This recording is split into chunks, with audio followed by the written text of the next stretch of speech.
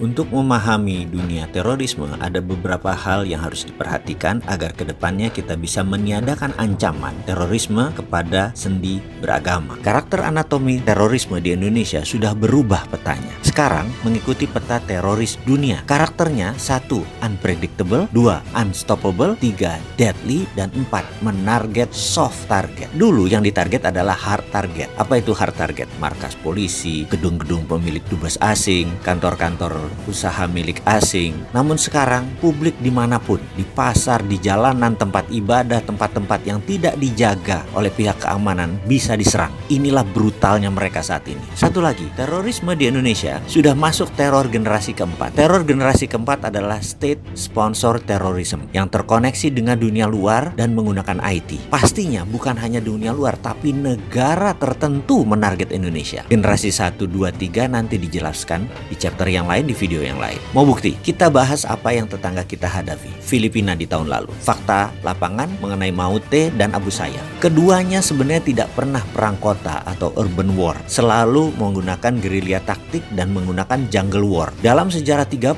tahun rebelnya mereka itu. Tahu-tahu Maute sekarang serang terbuka di kota Marawi. Urban war, perang kota. Lah kok bisa? Ada 1000 tentara yang mendadak melakukan perang kota. Dan semuanya pengalaman lagi. Apa yang terjadi? Ternyata ini semua tentara impor. Ini semua mercenaries, tentara bayaran. Ini semua private army. Cara perangnya modern, taktik perangnya modern, senjatanya modern. Inilah yang disebut perang generasi keempat. Berbasis IT, berbasis sosmed, dan disponsori oleh sebuah negara. Bahkan tentara Filipina yang pada saat itu di lapangan lebih dari 10.000 pasukan tidak bisa menguasai Marawi. Bahkan hingga detik ini. Casualties atau korban lebih banyak di pihak Filipina. Bahkan 15 pertama tentara Filipina yang mati semuanya di sniper. Mereka sangat spesifik sekali. Lalu bagaimana kalau itu masuk ke Indonesia? Indonesia masih melihat teror seperti kriminal berat dari kacamata pidana. Padahal di seluruh dunia terorisme itu masuk extraordinary crime. Harus pakai extraordinary measurement. Ukurannya harus extraordinary. Pakai extraordinary act dalam rule of engagement.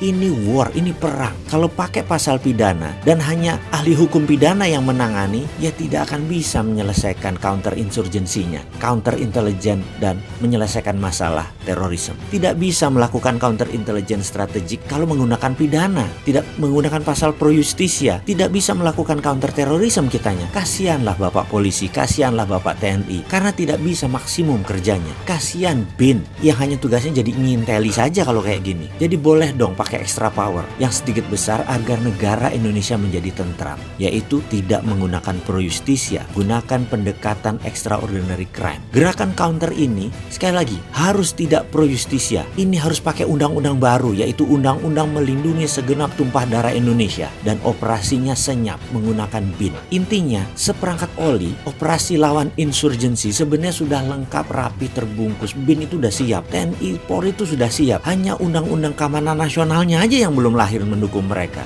Oh iya, satu lagi yang harus kita ingat. State sponsor terorisme itu tersering pelakunya adalah Amerika. Dan sekedar mengingatkan, Amerika itu tidak pernah menang melawan insurgensi taktik. Sebenarnya kita sudah siap mengcounternya. Kedepan kita harus menjadi negara damai tanpa pengaruh ideologi asing yang suka berperang. Selesaikan mereka semua.